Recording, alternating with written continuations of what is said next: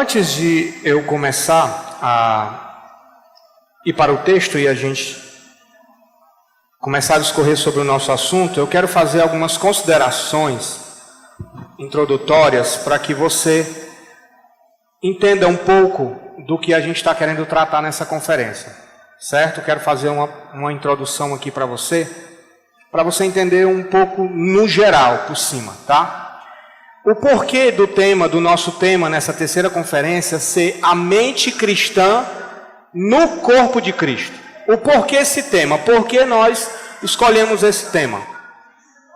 Quando nos deparamos com as teologias que estão permeando as igrejas, quando nos deparamos com o despreparo, muitas vezes, de muitos cristãos e de lideranças também, com algumas convicções de muitos cristãos que nós vemos que é um pouco complicada, um pouco delicada, nós percebemos que todos esses problemas que nós temos, eles são frutos de conceitos, de concepções que estão arraigadas no nosso coração e na nossa mente, a qual denominamos como cosmovisão. Todos nós temos uma cosmovisão.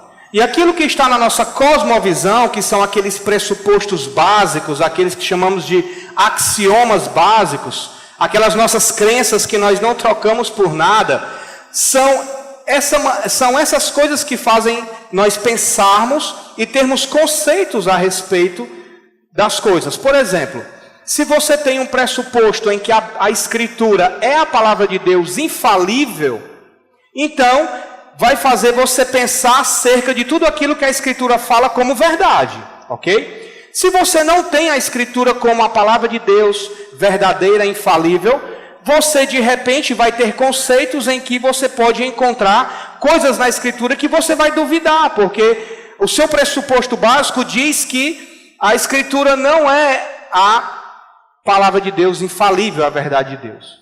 Então, nós encontramos muitas concepções erradas hoje dentro do corpo de Cristo, dentro da igreja, por causa dessa maneira de pensar equivocada a respeito da Escritura. Ou seja, em resumo, irmãos, a mente dos cristãos hoje, no século 21, ela está se moldando não mais a palavra de Deus como palavra infalível, verdadeira, eficaz. Ela está se moldando aos conceitos do mundo. Infelizmente, nós temos muitas vezes dentro do corpo de Cristo conceitos que são totalmente opostos à mente de Cristo. E isso é um problema, porque nós vamos estar encontrando uma secularização da igreja em pleno século 21, que já não começou agora, a gente vai ver que já começou isso muito tempo atrás. Então, a cosmovisão dos cristãos de hoje está precisando ser redimida pela Escritura. A nossa mente está precisando ser redimida pela palavra de Deus, para que possamos pensar como Deus pensa e agir como Deus quer que nós venhamos a agir. Então, quando nós falamos isso a respeito, quando nós dizemos que a mente dos cristãos ela está secularizada, como eu falei agora, nós queremos simplesmente dizer que o evangelicalismo em geral, irmãos, eu estou falando em geral, tá? Em geral, ele está bebendo nas fontes do mundo, ele está bebendo na psicologia, na sociologia. Hoje nós encontramos muitos púlpitos que eles não estão mais pregando a Bíblia, eles estão pregando sociologia e psicologia. Os homens estão pregando a vida deles, mascarada com textos bíblicos, e que na verdade isso tem trazido grande prejuízo.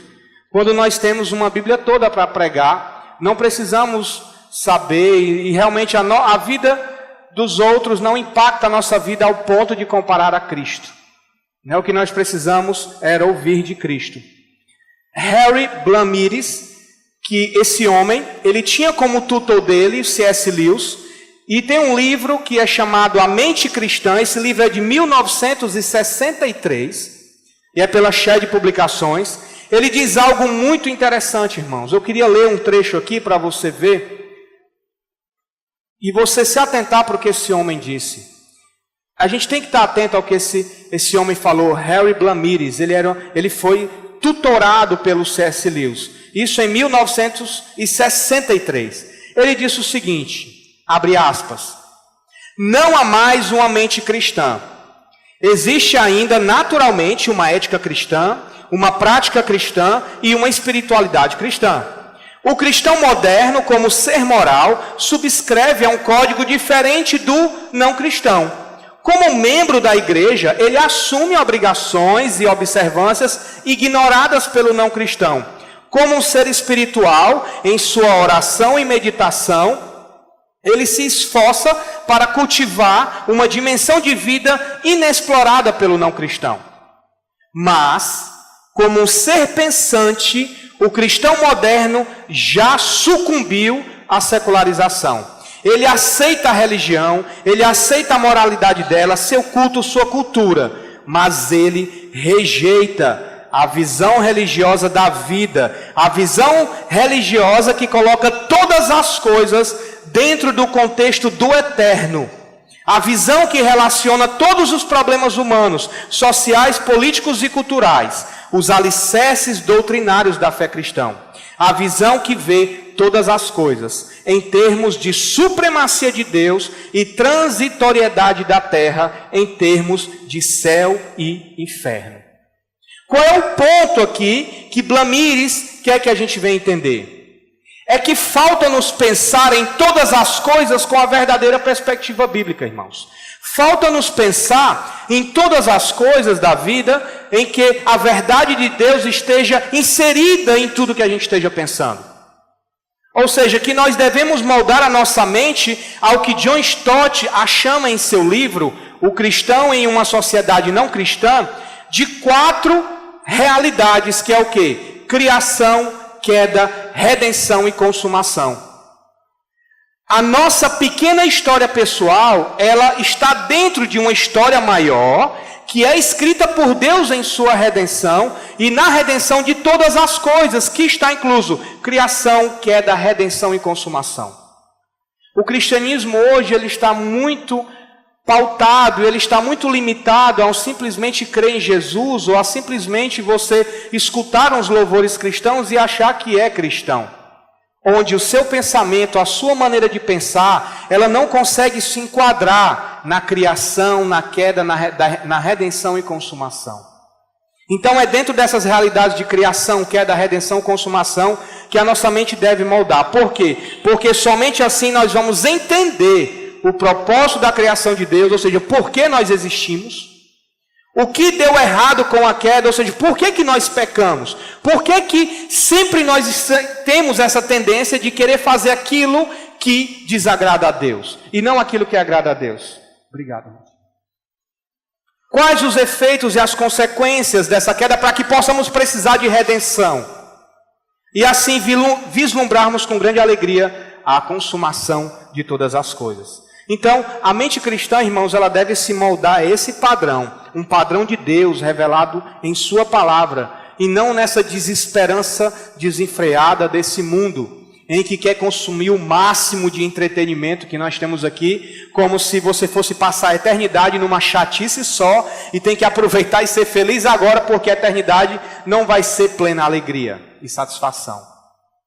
Devemos nos lembrar das palavras de Paulo, que está lá em Coríntios 15, que diz: se os mortos não ressuscitam, comamos e bebamos, porque morreremos. Paulo aqui, ele faz uma afirmação que o mundo já não vive mais nessa expectativa de ressurreição. Então, se não existe ressurreição, comamos e bebamos, porque amanhã morreremos. Mas para nós existe outra expectativa.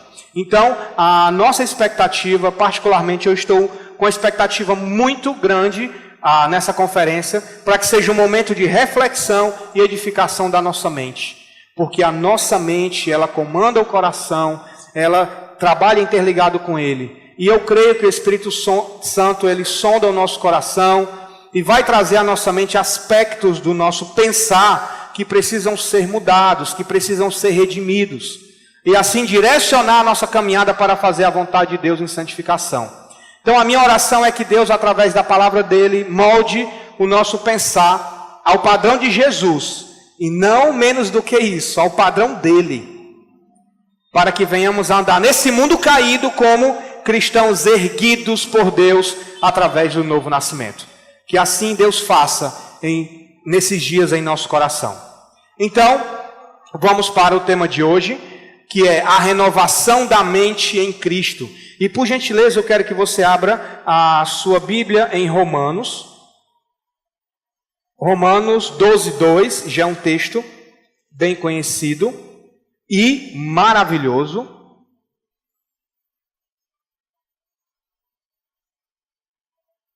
Romanos 12:2.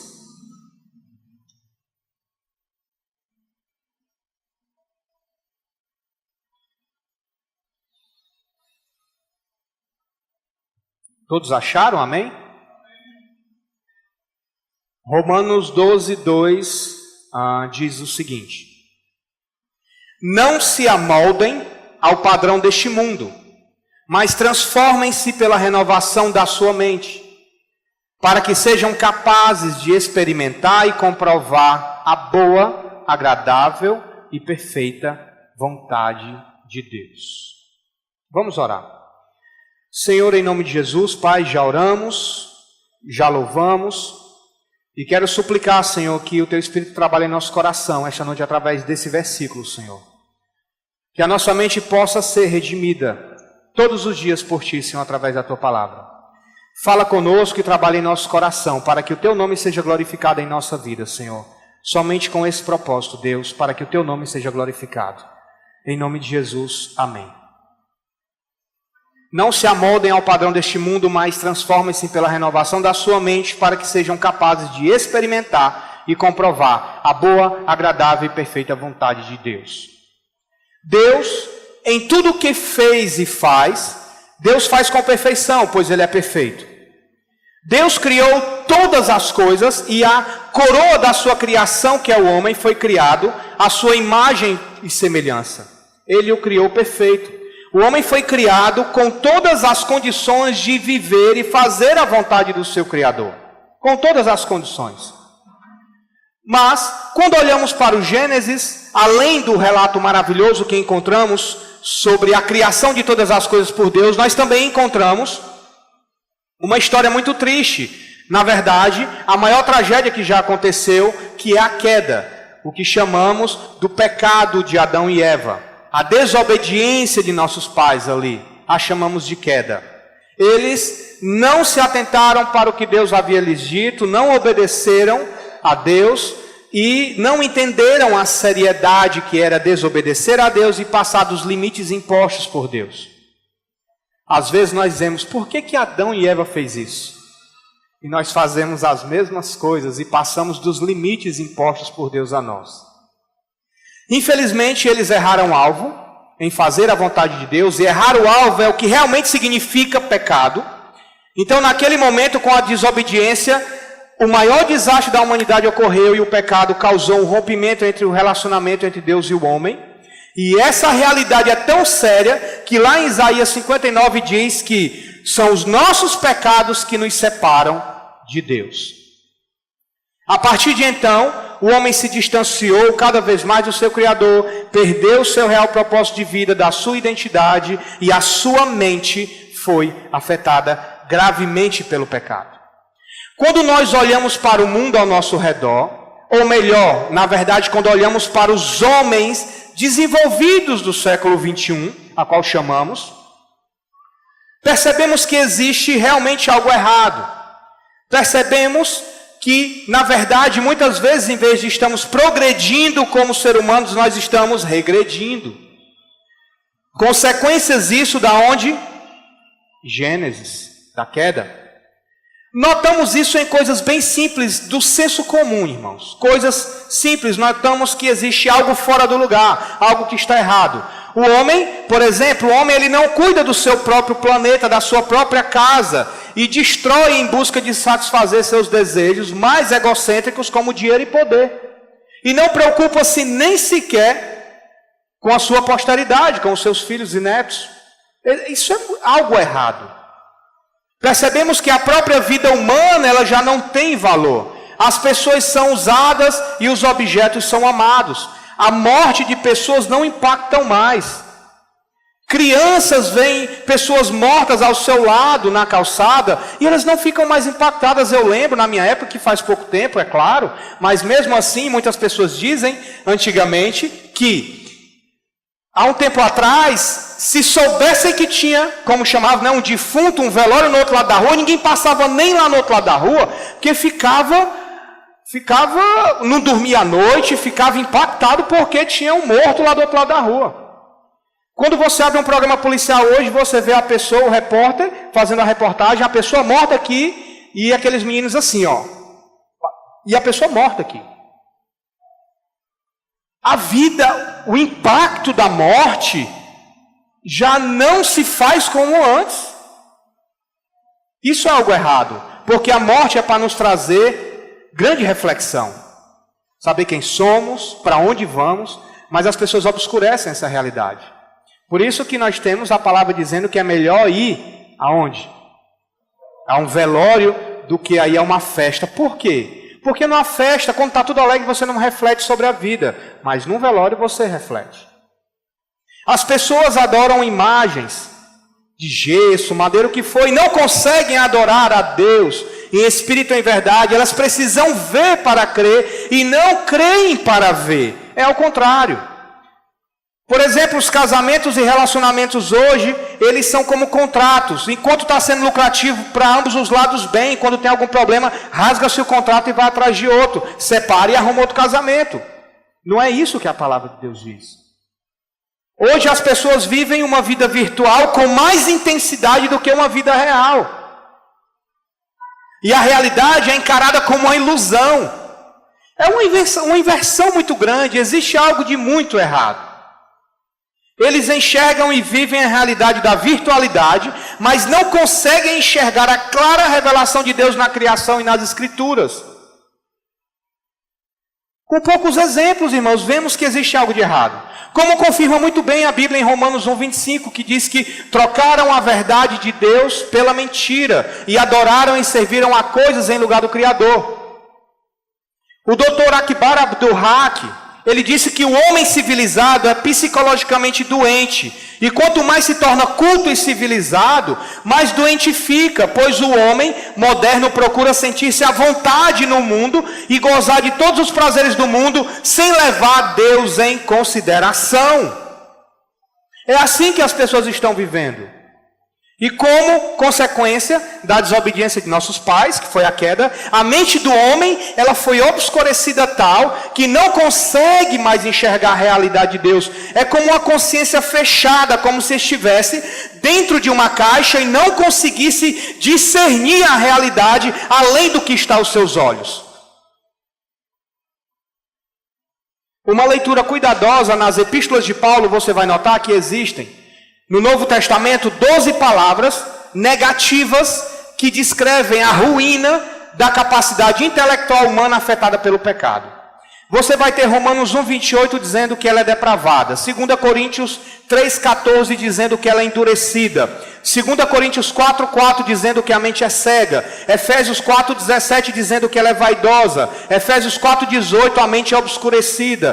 Colossenses 1:21 ela é inimiga de Deus. Colossenses 2:4 ela é enganosa. Colossenses 2:8 é uma mente vã. Colossenses 2:18 é uma mente carnal. 1 Timóteo 6:5 diz que é uma mente corrompida. Em 2 Timóteo 3:8 diz que é uma mente corrupta. E em Tito 1:15 diz que é uma mente corrompida. 12 palavras negativas para dizer e para relatar como é a nossa mente afetada por causa do pecado. Agora ouça, isso não significa que alguém não pode progredir de forma extraordinária intelectualmente, alcançando, um prêmio Nobel. Isso não significa que não haja homens inteligentes e que ninguém possa ter boas ações éticas e viver de acordo com um padrão ético. Não é isso. Essas passagens bíblicas simplesmente querem dizer quem é o homem em sua essência, como está a mente do homem, como ele é corrompido em sua mente em relação a Deus, a verdade de Deus. E você pode estar pensando assim, nossa, que homem mais pessimista esse, falando dessas coisas. Que falta de confiança no homem, né? Temos que confiar no homem para avançar a humanidade. Eu concordo plenamente com você. Realmente eu sou muito pessimista em relação ao homem. Se dependermos do homem, para o avanço do próprio homem, eu realmente não acredito. Pois a história tem demonstrado que o homem pode ter avançado muito em tecnologia, em ciência, e isso é uma bênção de Deus. Mas no que diz respeito a ele mesmo, a sua essência, seu coração e a sua mente é a mesma. Fechada em uma caixa, sem encontrar e vislumbrar o seu propósito em Deus, em sua existência. Edward Oakes, num livro chamado, que eu lhe indico a você comprar, que é E Agora Como Viveremos, de Charles Colson e Nancy Pierce, no capítulo 15, fala sobre o que está de errado conosco. O Edward Oakes, ele diz o seguinte: nascemos no mundo onde a rebelião contra Deus já tomou espaço e nos arrasta como uma correnteza. Estamos sendo arrastados por essa correnteza, onde o mundo se rebela contra Deus e quer tentar viver em autonomia. Irmãos, não conseguimos viver autonomamente de Deus. Não tem como fazer isso. Foi o grande pecado de Adão e Eva. Agora só existe uma condição de avanço do homem em sua essência. O homem, ele só avança quando se curva diante de Deus. Quando ele se encontra com o Senhor Jesus Cristo e tem a sua vida redimida aos propósitos para a qual foi criada, a adoração. Eu vou repetir para que você não esqueça disso.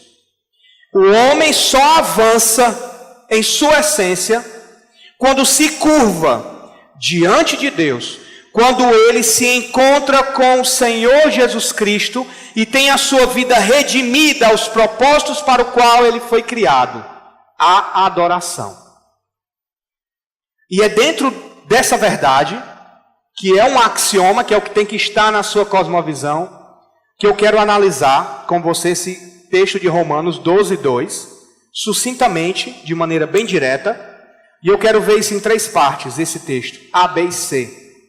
Primeiro é o padrão do mundo, os impactos da queda na mente. Segundo é a renovação da mente, o Espírito e as Escrituras. E terceiro e último, experimentando a vontade de Deus. Então, no verso que nós lemos aí em Romanos 12:2, na parte A, diz: não se amoldem ao padrão deste mundo. O padrão do mundo, os impactos do padrão do mundo, os impactos da queda formando o padrão do mundo. Qual é o padrão do mundo a qual somos advertidos aqui a não nos amoldarmos? Porque o mundo está sujeito a todo tipo de mazela que existe. Por que o mundo está do jeito que está? Como isso aconteceu? Quais esses impactos na mente do homem? Nos últimos 100 anos foi criado um padrão. No último século foi criado um padrão. E moldamos a mentalidade do homem de hoje nesses últimos 100 anos. Diante disso, surge uma pergunta: como chegamos a essa transformação na mente que nós temos hoje? A que ponto nós estamos hoje? O que foi que aconteceu que causou essas grandes mudanças? E encontramos hoje o homem com uma mente realmente muito complicada e distante de Deus. Existem 4 transformações que eu quero falar para que você entenda por que a mente do homem está tão distante de Deus. Primeiro, a grande transformação nesses últimos 100 anos foi a popularização do movimento da morte de Deus, começada com Nietzsche. Ali, que Nietzsche, ele nasceu em 1844 e morreu exatamente em 1900. Nietzsche foi um filósofo alemão.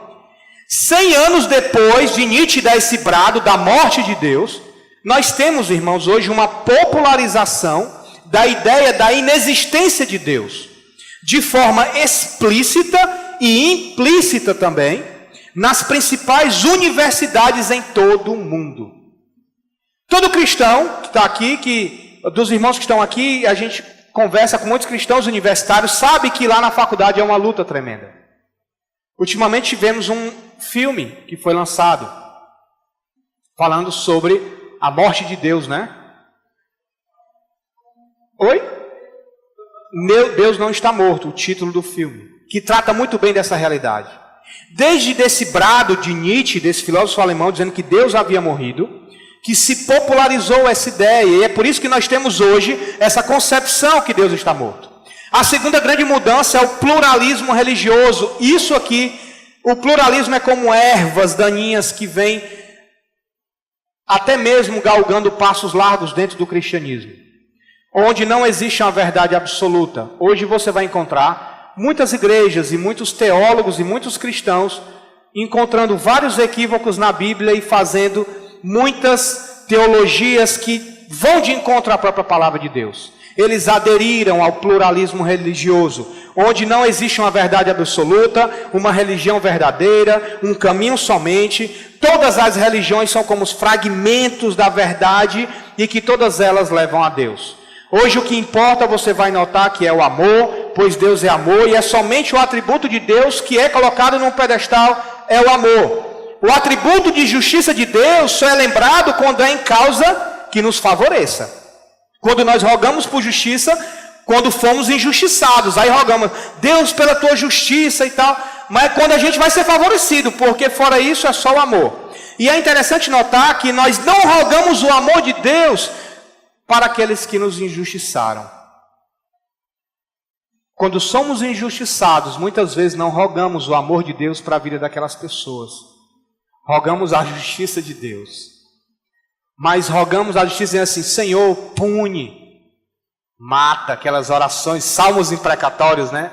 Senhor, vai, destrói, quebra, né? A gente nunca diz, Senhor, salva aquela vida, transforma aquele coração, muda aquela mente, para que ele se ajoelhe e te reconheça como Senhor. Não. O pluralismo religioso incute até isso em nossa mente, nos dizendo que somente o amor é que deve ser levado em conta quando nos favorece a justiça de Deus, somente quando precisamos que Deus faça justiça em nosso favor. A terceira mudança, grande mudança, que também, e essa eu quero que você esteja atento, é o poder de informar através do visual e obscurecimento da realidade da imaginação.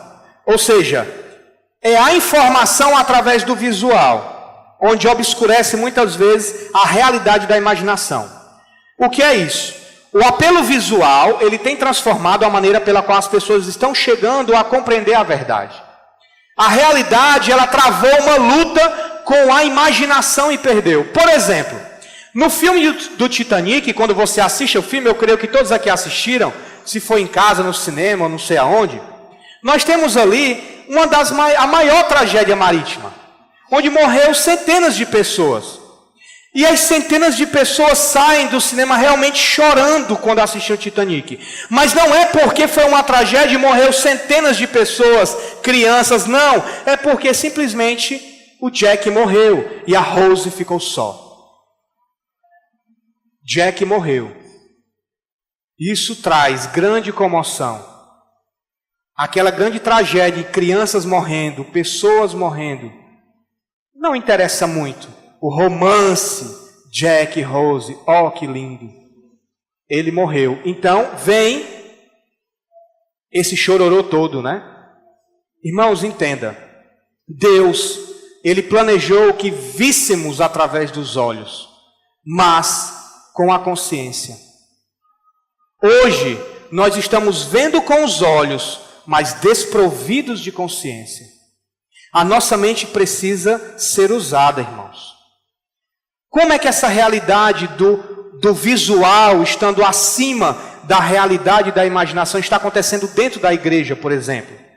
Em alguns cultos, em muitas igrejas espalhadas, você tem data show, você tem iluminação, uma série de coisas, eu não quero entrar nesse mérito, mas o mérito que eu quero entrar é o seguinte: será que aqueles irmãos que estão naquela igreja, onde o culto parece mais um show, se ele chegar em um culto simples, onde não temos iluminação, onde não temos jogos de luz, onde não temos fumaça quando o pregador entra, um canhão de luz em cima do pregador, será que essas pessoas vão estar simplesmente cantando o hino da harpa do cantor cristão e estar sentado escutando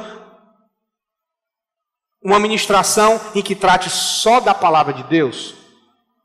Ou precisa ter um apelo visual, ter todo algo para que essa pessoa possa ser atraída? Ela é atraída pelo quê? Você vai notar que num culto simples, os louvores, irmãos, eles são puramente cristocêntricos. E muitas vezes existem muitos cultos que querem, na verdade, aflorar as emoções da pessoa. Eu já conversei com pessoas que... Eu falei, e a palavra, o que foi que o pastor pregou? Eu não sei, eu sei que o louvor foi maravilhoso, eu me arrupiei todo, foi maravilhoso, mas eu não lembro da pregação. Poxa, da pregação você não lembra? Irmãos, o visual, o entretenimento, ele está obscurecendo a nossa mente. Dentro da igreja está acontecendo isso. A simplicidade, ela não é mais uma característica dos crentes. Um culto ordeiro, simples, para a glória de Deus. Temos que fazer algo para que chame as pessoas. Quer fazer um show? Faça, fora da igreja. Eu já fui convidado, eu já contei aqui para a igreja, eu já fui convidado para ir para um evento desse, em que ia ter um octágono no meio da igreja, ia estar rolando lá, MMA, o pessoal se batendo e o cara pregando para chamar os jovens que gostam disso. Eu falei, irmão, infelizmente eu não sei bater nem com MMA e não dá para bater com a palavra desse jeito, não dá para brigar. Infelizmente eu agradeço o convite, mas não dá para mim. Obrigado. Não dá para entender uma mentalidade dessa. O secularismo entrando dentro da igreja, o mundanismo dentro da igreja, querendo atrair jovens através do mundo e não pela santidade através da palavra de Deus. Nós estamos trazendo bodes para dentro da igreja, entretendo bodes e deixando as ovelhas morrer de fome. É o que Spurgeon já falava isso há muito tempo.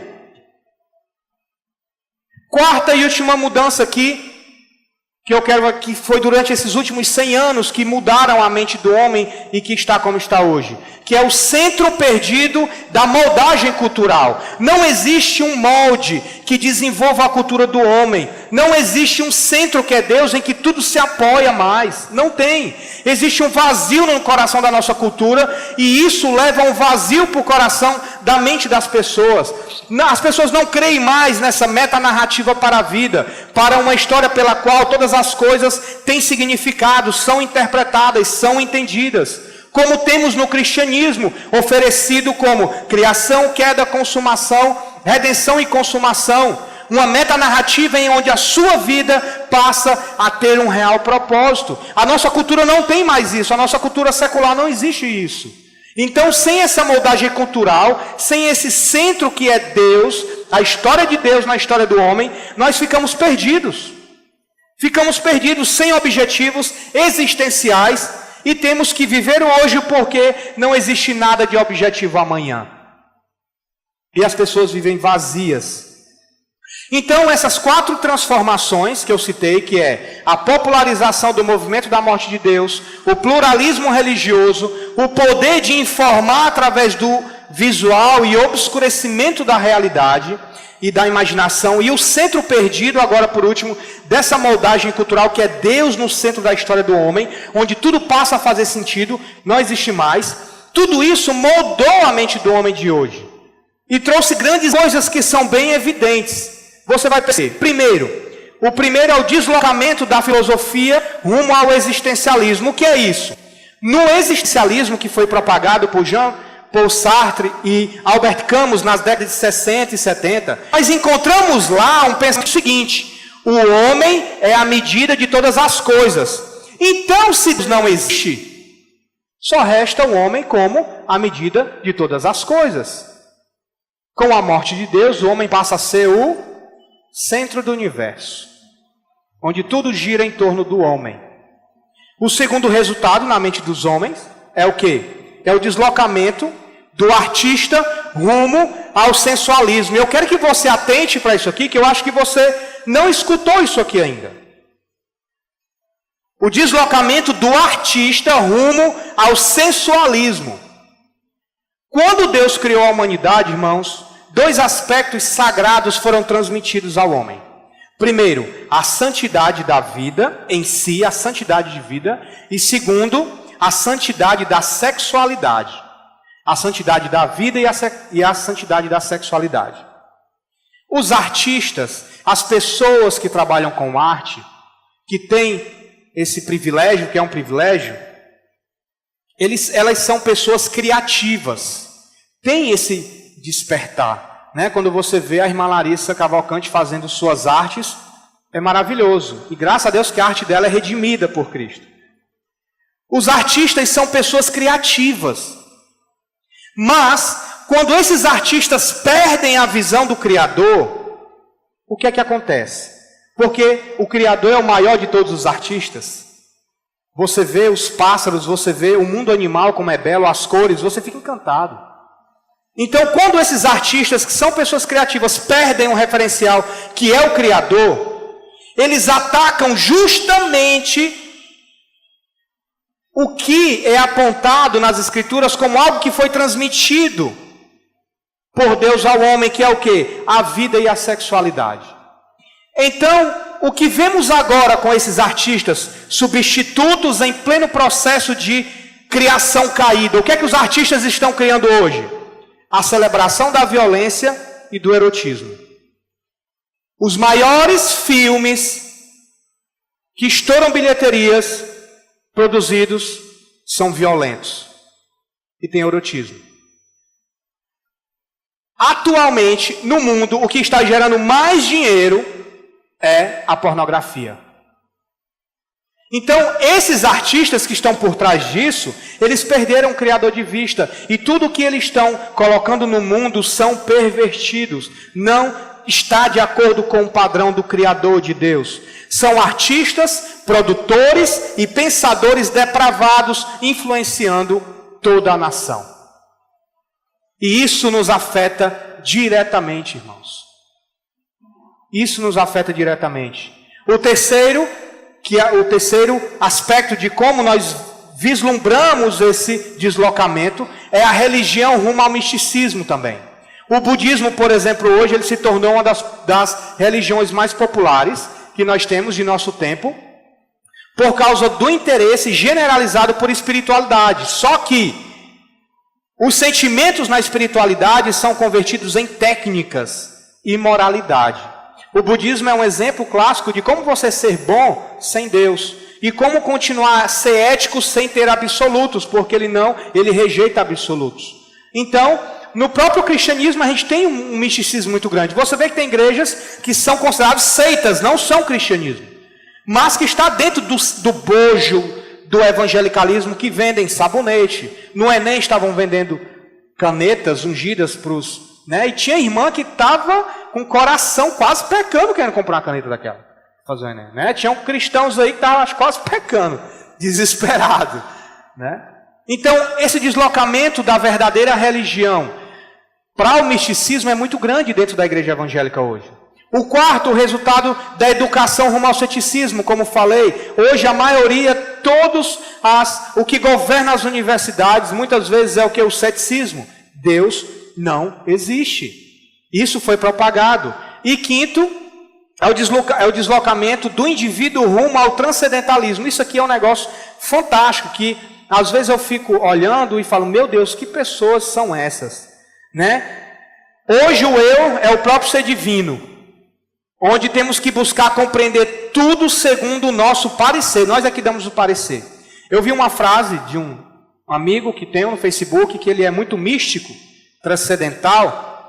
Às vezes eu acho que ele fica transparente, assim, de tão umas coisas que ele fala, que eu fico...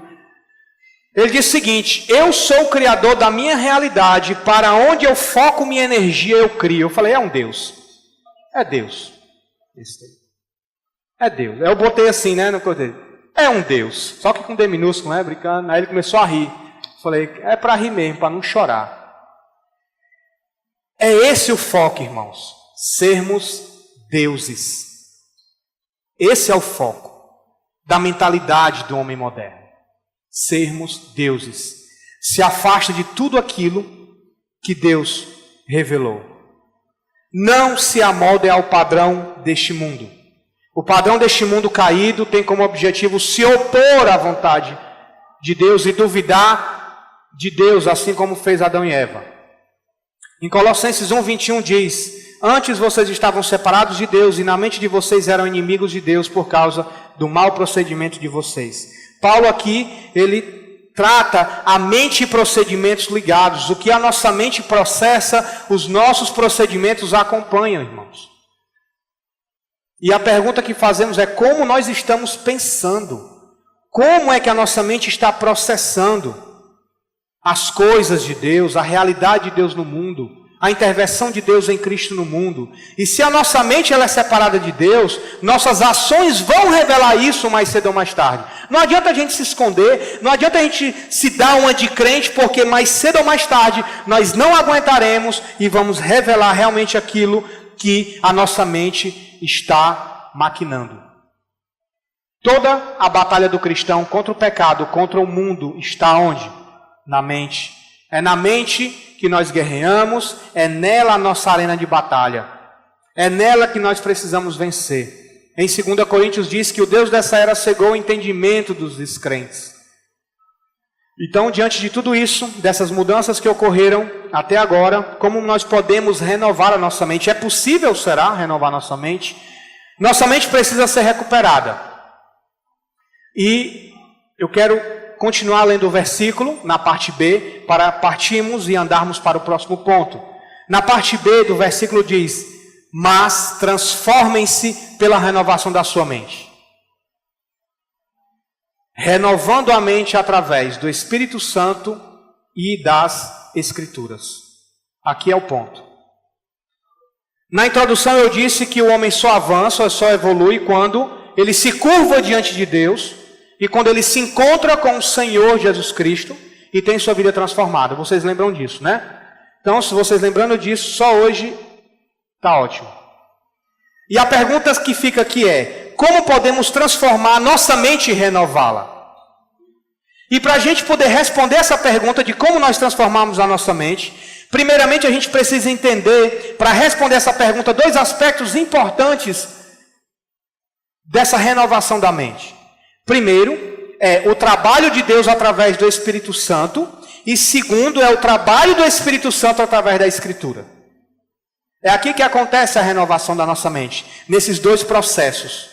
Primeiro, o trabalho de Deus através do Espírito Santo. Aqui é Deus quem faz, aqui é Deus quem opera. A primeira ação de Deus para transformar a mente do homem é convencê-lo de quem ele é em sua essência. E isso é feito no novo nascimento, quando somos regenerados.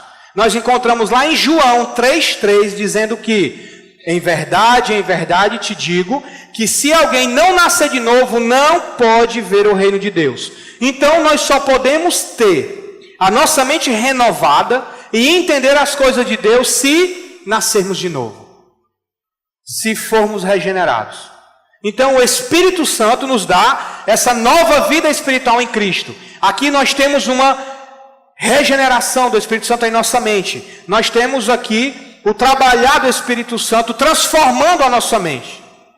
E segundo lugar, que é o Espírito Santo trabalhando através da Escritura. Aqui é quando nós trabalhamos com o Espírito Santo. Aqui nós podemos alimentar a nossa mente e renovar a nossa mente e fazer nova todos os dias através da palavra de Deus e do Espírito Santo nos ajudando nesse processo, nos ajudando a caminhar de acordo com a palavra. Porque é através da palavra que chegamos ao conhecimento de Cristo e é por ela que devemos andar. O Salmo 119, 105 diz que lâmpada para os meus pés é a tua palavra e luz para o meu caminho. Então, essa transformação da nossa mente, do nosso ser, se dá pela conversão, pelo novo nascimento que é operado por Deus e segundo, a renovação constante de nossa mente pela palavra de Deus. Em um processo de quê? De santificação. Esse é o processo de renovação da nossa mente em Cristo, depois que somos transformados por Deus. É um processo que estamos inseridos diretamente, onde o Espírito nos auxilia, e nesse relacionamento com Deus, com a palavra de Deus, o Espírito Santo aplica essas verdades em nossa vida e nos faz andar em santidade. Conforme Efésios 4,13, que diz assim: até que todos alcancemos a unidade na fé e do conhecimento do Filho de Deus, e cheguemos à maturidade, atingindo a medida da plenitude de Cristo. Então, a transformação autêntica do Espírito Santo, regenerando uma pessoa, se mostra na caminhada de renovação em santidade todos os dias. O que é que vai evidenciar que você é regenerado? uma vida de santificação. Uma vida de renovação da sua mente em santidade a Deus, porque isso é um mandamento. Em 1 Pedro 1,16 diz: sede santos porque eu sou santo. Isso é um imperativo. O cristão, ele foi salvo, separado do mundo para ser santo, para estar andando de acordo com a vontade de Deus. Então, é através da santificação que nós renovamos a nossa mente diariamente. David Jackman, ele diz algo que eu acho muito interessante. Ele fala assim: minha mente é a área de controle central da minha personalidade. E a santificação é a submissão cada vez maior da minha mente ao controle do Espírito Santo. A santificação é a submissão cada vez maior da minha mente ao controle do Espírito Santo. Meu irmão, você quer renovar sua mente e ter o padrão de Deus e buscar o padrão de Deus? Seja santo. Desenvolva sua santidade. E não existe atalho para isso. Não existe.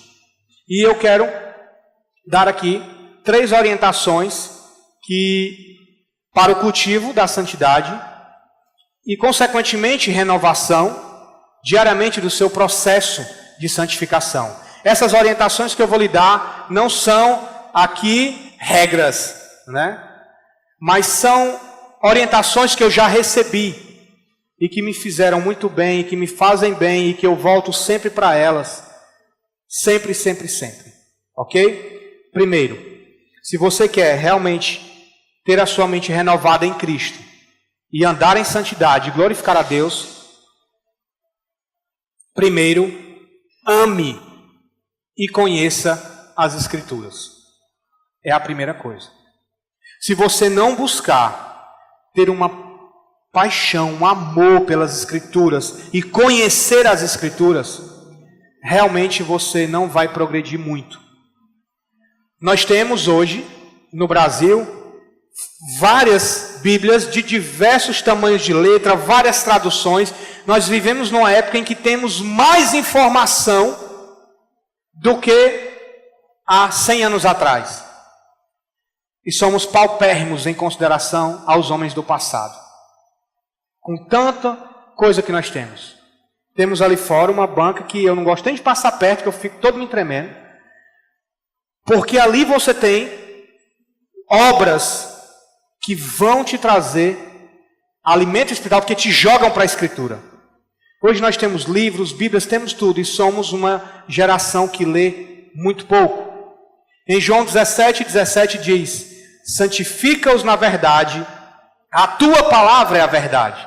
A sola Escritura, ela deve ser uma realidade em nossa vida, irmãos. As Escrituras, elas são o primeiro caminho à santidade, ao crescimento espiritual, na renovação da mente. Sem a Escritura, você não tem como renovar a sua mente em Cristo. Por quê? Porque as Escrituras, elas revelam um vislumbre da mente de Deus. No Salmo 119, com 166 versículos, temos uma exaltação das virtudes de se conhecer um pouco a mente de Deus e viver por ela. O Salmo 119, ele testifica a importância da bênção que é deter-se demoradamente sobre a palavra de Deus, sobre os conselhos que iluminam os nossos passos. Não tem como crescer em santidade, não tem como renovar a nossa mente em Cristo, se não nos atentarmos e não amarmos as Escrituras. Não tem. Richard Maury, no livro Pense Biblicamente, recuperando a visão cristã do mundo, que é do John MacArthur, é uma coletânea. Eu acho que tem ele ali fora, eu vi ele ali, é um livro azul. Ele diz algo sensacional, Richard Maury. Ele fala o seguinte: meditar na palavra de Deus expurga os velhos pensamentos que não são divinos, pois ela introduz e reforça novas ideias das Escrituras. Além disso, a meditação da Escritura ainda coloca um escudo de proteção sobre a mente, bloqueando e rejeitando pensamentos que venham a contradizer a Deus. Esse é o processo bíblico de renovação da mente. Ou seja, Maury está dizendo aqui que o processo de renovação bíblico da mente é o quê? Meditar na palavra de Deus. Uma mente renovada tem uma cosmovisão forjada na Escritura. Não é forjada em nenhum outro canto, é na Escritura. E muitas pessoas não gostam da Escritura. Muitos crentes usam ela como apoio para o braço. Usam ela para andar, para dizer que é crente, mas não leem ela, não se alimentam dela, não vivem ela. Se você não quer permanecer espiritualmente ignorante e pobre espiritualmente, mas quer fazer a vontade de Deus, meu irmão, leia a Bíblia. Leia, programe-se, faça horários de leitura e leia a Bíblia. Não espere crescer em santidade se você gasta pouco tempo sozinho com Deus. Não espere. Se você não estuda a Bíblia com seriedade, você não vai crescer espiritualmente, você não vai renovar sua mente. Quando você estiver contaminado por um coração propenso a se afastar da santidade de Deus, a se afastar de Deus, de a sua mente começar a vaguear, corra para a Escritura e permita que a Escritura lhe permeie, que ela lhe ensine como viver de acordo com Deus em um mundo ímpio, mas viver santamente aqui nesse mundo caído. E a pergunta que nós devemos fazer é: como anda a nossa vida? Como nós temos crescido? Será que temos nos dedicado à leitura da palavra, temos meditado, temos forjado a nossa mente na Bíblia? Como é que nós estamos diante de Deus? Será que não é o momento para a gente começar nessa conferência a nos despertar, a comprar livros, a ler a Bíblia, a começar a desenvolver, a forjar nossa mente, a ficar mais forte para que possamos lutar aí contra esse mundo? Contra essa mente, contra esse padrão do mundo que quer tentar nos enganar? Dr. Martin Lloyd Jones era um homem que falava, às vezes, pouco, mas dizia muito. E às vezes falava muito e dizia muito mais ainda. Porque você fazia uma pergunta para ele, ele escrevia um livro com uma seção de 12 livros, cada um com 1000 páginas para responder a tua pergunta. Ele era prolixo demais. Mas ele disse algo que eu acho muito relevante para que a gente possa compreender que muitas vezes nós estamos abaixo do que precisamos estar. Ele diz o seguinte: que vergonha sermos paupérrimos, quando fomos feitos para ser príncipes espirituais. Que vergonha sermos paupérrimos, quando fomos feitos para ser príncipes espirituais. Temos todas as ferramentas ao nosso alcance, irmãos. Precisamos crescer em santificação e renovar a nossa mente. Segundo conselho, ou segunda sugestão: ore e esforce-se pela renovação da sua mente através da santidade. Em Colossenses 3,10 diz: e vos vestistes do novo, como que nos despojarmos de uma velha roupa e vestir uma roupa nova, que se renova para o conhecimento, segundo a imagem daquele que os criou. Irmãos, devemos orar fervorosamente na dependência de Deus para a santidade. Ninguém, exceto Deus, é suficiente para tirar coisa pura da imundície. Ninguém, somente Ele. Mas nós devemos nos esforçar como se tudo dependesse de nós, pois somos chamados a essa responsabilidade de nos vestir de um novo homem em Cristo e que não vivamos mais segundo os velhos costumes. A santidade não é apenas ordenada pela lei de Deus, mas é também colocada à disposição dos homens pela graça de Deus. Deus apenas não ordena, Ele dispõe de graça para que você seja santo, para que você realmente tenha a sua vida moldada por Deus. A santidade e a oração, elas andam juntas. É como os remos de um barco, os dois lados têm que estar funcionando. Somente se um funcionar, você vai ficar rodando e não vai sair do canto. A santidade e a oração, ela tem que trabalhar junto. É orar e trabalhar. Pedir a Deus que lhe dê graça para ser santo e se lançar na vida de santidade. A santidade e a oração são centrais à fé. Elas são obrigatórias, elas não são opcionais. Fuja do mundanismo, esforce-se. Temos que atacar essas primeiras manifestações em nosso coração do mundanismo. Precisamos estar atentos a isso. William MacDonald, ele disse que as cortesias legítimas da vida tornam-se absolutamente pecaminosas quando assumem prioridade em relação aos interesses de Jesus Cristo em nossa vida. Vou ler para que você entenda. As cortesias legítimas da vida tornam-se absolutamente pecaminosas quando assumem a prioridade em relação aos interesses do Senhor Jesus em nossa vida.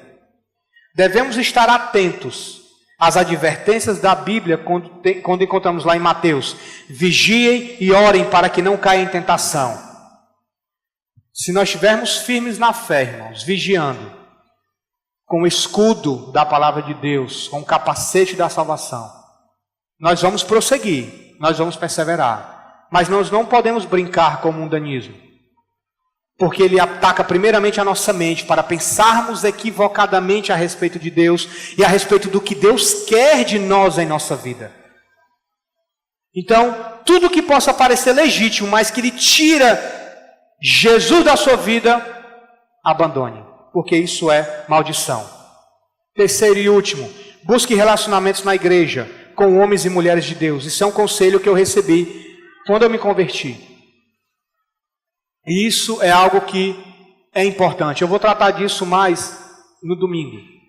Mas uma maneira de renovarmos a nossa mente, irmãos, é tendo relacionamentos com pessoas que têm temor a Deus e experiência com Deus na caminhada. Muitas vezes nós estamos atribulados pelas questões da vida, no casamento, nas amizades, no namoro, o que quer que seja. E nós devemos buscar homens e mulheres que sabemos que são homens e mulheres de Deus, para que possamos renovar a nossa mente e fazer a vontade de Deus e não tomar atitudes precipitadas. Por quê? Porque isso assegura a nossa saúde espiritual, bons conselhos. E os conselhos são como guias para nossas almas. Em 1 Coríntios 15, 33 diz assim: não se deixe enganar, más companhias corrompem os bons costumes. Conheço muitas pessoas que se perderam por causa de maus conselhos e companhias.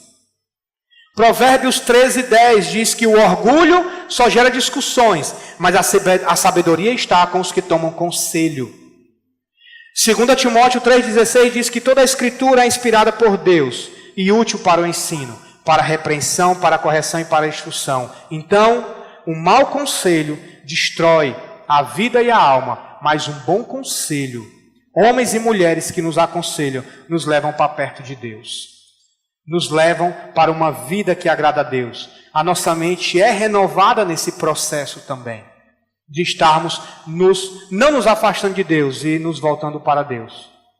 Então, nunca permita, nunca se deixe enganar por se afastar da igreja de homens e mulheres que andam em sabedoria diante do Senhor. Amém? E por último, para encerrarmos, experimentando a vontade de Deus, o final do versículo, a parte C do versículo de Romanos 12:2 diz: para que sejam capazes de experimentar e comprovar a boa, agradável e perfeita vontade de Deus. Quando vivemos uma vida de renovação da nossa mente através da santificação e perseverança na obediência a Deus, nós iremos nos alegrar, irmãos, experimentar e comprovar o cuidado de Deus, a boa vontade de Deus, e ver que a vontade de Deus é agradável e perfeita. Você pode dizer, mas isso é óbvio, Flávio. Mas, irmãos, entendam, Satanás, ele vem trabalhando arduamente, incutindo na mente das pessoas que a vontade de Deus é uma prisão, e que a vontade de Deus muitas vezes é para sermos infelizes. E que a vontade de Deus às vezes é como se Deus fosse um estraga-prazer. É assim que o mundo pensa. Satanás tem trabalhado para isso. Deus sempre vai revelar a sua vontade a alguém que esteja disposto a cumpri-la. Se você quer cumprir a vontade de Deus em sua vida, Deus vai lhe revelar essa vontade. Busque a Deus. Busque a Deus. E qual é a vontade de Deus para a sua vida? A Bíblia diz em Efésios que é sermos cheios do Espírito Santo. E ser cheio do Espírito Santo, conforme Colossenses, é habitar ricamente a palavra de Cristo em nós. Buscarmos a Deus, adentrarmos dentro da Escritura, estarmos, como eu falei no começo, amando a Bíblia, buscando a Deus, que com certeza nesse elo o Espírito Santo vai trabalhar em nosso coração e a vontade de Deus vai ser perfeita, boa e agradável em nossa vida. E a nossa mente renovada em Cristo Jesus. Concluindo, quando a palavra de Deus habita ricamente em nós, nós somos cheios do Espírito e assim renovamos a nossa mente. E a nossa mente vai estar no lugar certo. Que onde é? Colossenses 3:1-4 nos responde e diz assim: portanto, já que vocês ressuscitaram com Cristo, procurem as coisas do alto, onde Cristo está assentado à direita de Deus. Mantenha o pensamento nas coisas do alto e não nas coisas terrenas, pois vocês morreram. E agora a sua vida está escondida com Cristo em Deus.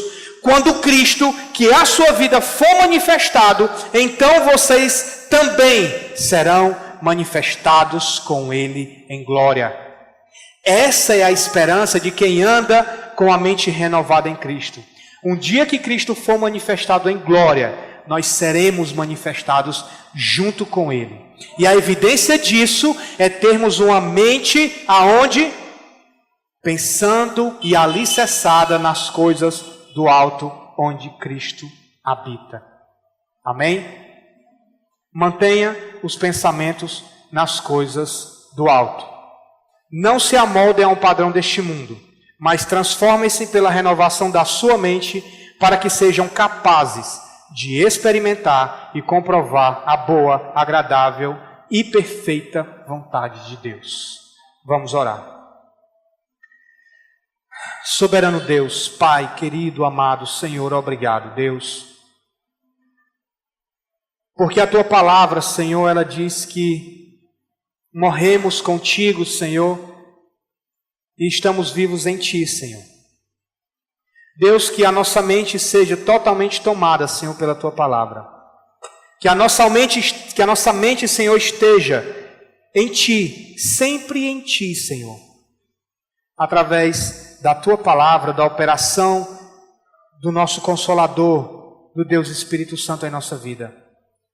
Pai, em nome de Jesus, tem misericórdia de nós. Redime a nossa mente todos os dias. Nos faz andar em passos, Senhor, de santificação, para que o Teu nome seja glorificado em nossa vida todos os dias. Obrigado, Deus. Abençoa a vida dos meus irmãos, que a mente deles estejam em Ti, Senhor, sendo renovada segundo o padrão de Cristo e não segundo a qualquer outro padrão. Senhor, faz assim nesses dias de conferência e que Tu venhas, Senhor, trabalhar, Senhor, em nossa vida. Em nome de Jesus. Amém. Amém.